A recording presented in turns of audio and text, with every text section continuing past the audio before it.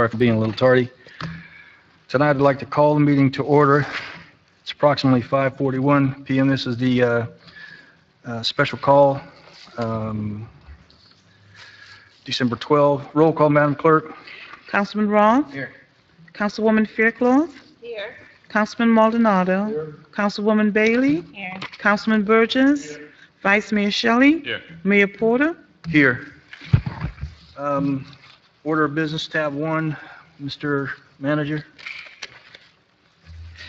Mayor, the purpose of the public hearing is to consider a plan of finance for providing funds to be loaned by the Capital Trust Agency to NV Homestead Apartments LP, the borrower, for financing or refinancing, including through reimbursement, the cost of the acquisition, construction, rehabilitation, and equipping of an approximately 92-unit multi-family rental housing facility for persons of low or moderate income known as Coral Gardens Apartments, located at 250 Southwest 14th Avenue, Homestead, Florida 33030. The plan contemplates that Capital Trust Agency will issue up to $13 million of its revenue bonds to the borrower to provide funds for the project. The project will be owned by the borrower and initially managed by CT Services, LLC. The city will not issue and will not be obligated to repay the bonds. The bonds, when issued, will be special limited obligations payable solely out of the revenues, income, and receipts pledged to the payment thereof and derived from financing agreements with the borrower. Staff recommends Mayor and Council approve the proposed resolution, which would comply with the provisions of Section 147F of the Internal Revenue Code of 1986. We have the applicants are here. If they wouldn't mind coming up, introducing themselves up here to the platform. Give us your name and address for the record, please, sir. Thank you for this opportunity. My name is Dilip Barot, and I'm a founder of Creative Choice Group. And we want to thank you for allowing us to be here today and make a request for this allocation for the tax increment or tax exempt bond for the resolution you read. And if you could just explain a little bit about what your intent here is, what the project is, so they can understand Sure. the scope of the project. We have been involved in this development immediately after Hurricane Andrew, as probably many of us may be aware of it. But we believe that, like anything, needs revitalization. And this particular Coral Garden apartment is in need of remaking and improving the quality of life of our residents. These are the residents who needs affordable housing, and many of their rent is coming through our relationship with the HUD, Housing and Urban Development. And we believe HUD only provides the rental subsidy, but capital dollar is very important for this renovation. And for that, we have chosen this financing route, which is available to us.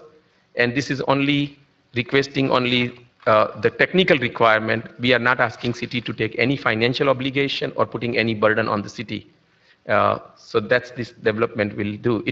Our goal will be to make it the quality which will be in today's day and age required for residents to enjoy.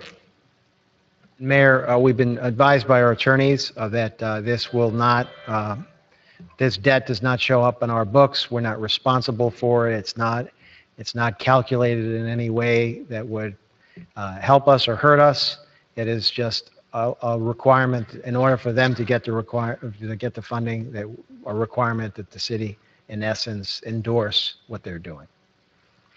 Okay. We do have other issues, assuming they get their financing, the scope of the renovations, what they can do under existing zoning. There's still some questions because of the size of the project and the amount of renovations, but that will come back to you at some point once the staff does the planning analysis and understands what zoning allows and what doesn't, and what exemptions they may need or other types of variances would be required. But this, for now, is just on the financing side.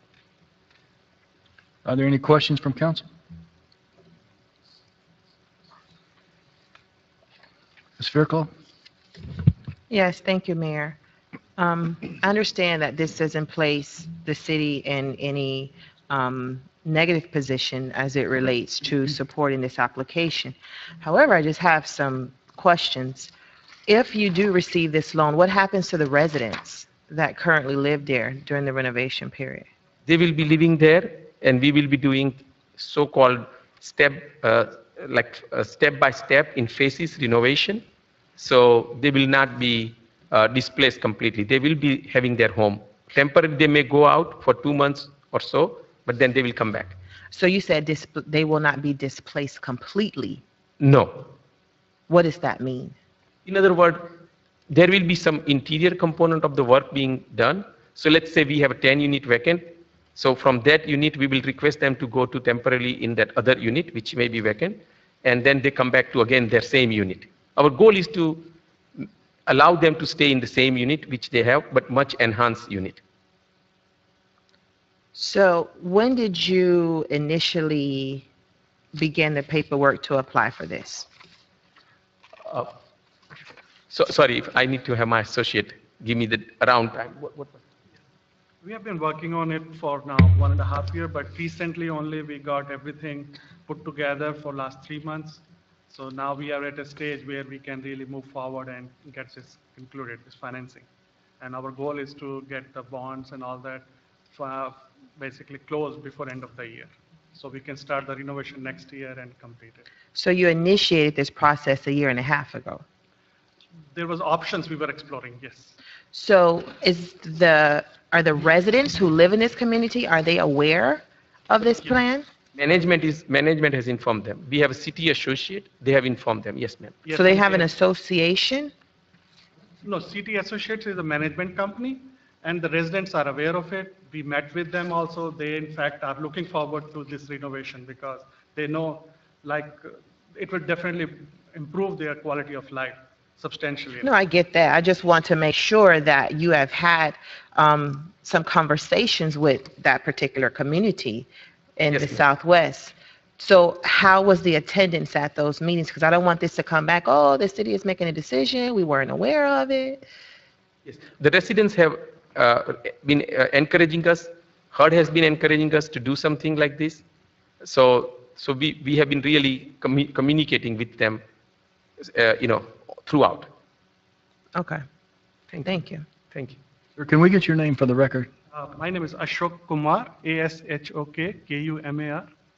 And my name is Dilip Barrot. Yes, sir. Thank you, sir. Is that all, Ms. Wait, I have one more question. How long will the renovation last? That will be something we'll work with the city and the residents, depending on, our goal is to get it done in 12 to 18 months, everything. But again, we have to work hand in hand with our residents and the city staff. And Councilwoman, this might be a good opportunity for Michelle to explain exactly what the issue here is in terms of the amount of renovations they're doing and the zoning issues that are involved here, so we can get a sense of what the problem is. We don't have a solution to it yet. It likely will involve you all, but Michelle? Certainly. Through the manager. The property is over density. It's currently 92 units, I believe, and I apologize, I didn't bring the exact calculation with me today. I believe it's 43 units over the allowable density. And so we would have to address that issue. The non-conforming section of the city code triggers when you are proposing a project for renovation that's over 50% of the assessed value, then you must comply with the current zoning in place, which includes the current density in place. So we would need to review the project and then discuss internally and bring something forward to the council for direction on how some options that we could deal with that issue. One of the things they mentioned at the meeting that we had with them and their staff was, well, if they're held to what the current rules allow for, they would only do up to the amount that they're allowed to do. On the other hand, then a bunch of residents wouldn't get the renovation. So what we thought we'd do is first get through this process and then figure out what are the options, and then ultimately you'll all decide what tools you have available to you and whether you want to exercise those tools or not. Another question, as it relates to the entrance and exit, do you plan on changing that? Because that's a potential safety issue. Sure. It's not a good thing how it is now. And again, we will work with the city staff, and we really want to create a partnership there. Okay. I think it's a great opportunity for the community and to enhance the quality of life in the Southwest community in that particular subdivision, but we have to be very strategic with how we renovate, particularly with how you get in and how you come out, because there has been a lot of issues in that community. And your guidance will be very much appreciated, ma'am. If you can guide us, what are the things, because you know community probably a lot. I better. lived there for 18 years. So right across the street. I'd like to contact you if it is okay with city charter. I can give you a historical perspective, but Councilwoman Bailey is representative for the Southwest community, so I think she would be your first point of contact, and then I can assist as much as I can. Thank you. Is all, ma'am? Yes, thank you. Any other questions? Is there a motion? Second. All in favor? Aye. The purpose is a public hearing, so we have to open it up to the public, see if there's anybody here willing who has a comment and wishes to speak. That's the purpose of this item. Anyone would like to speak, reference this item, special call? You gentlemen can sit down. Thank you, sir. Thank you. Kevin Sullivan, 1860 Southeast 6th Court.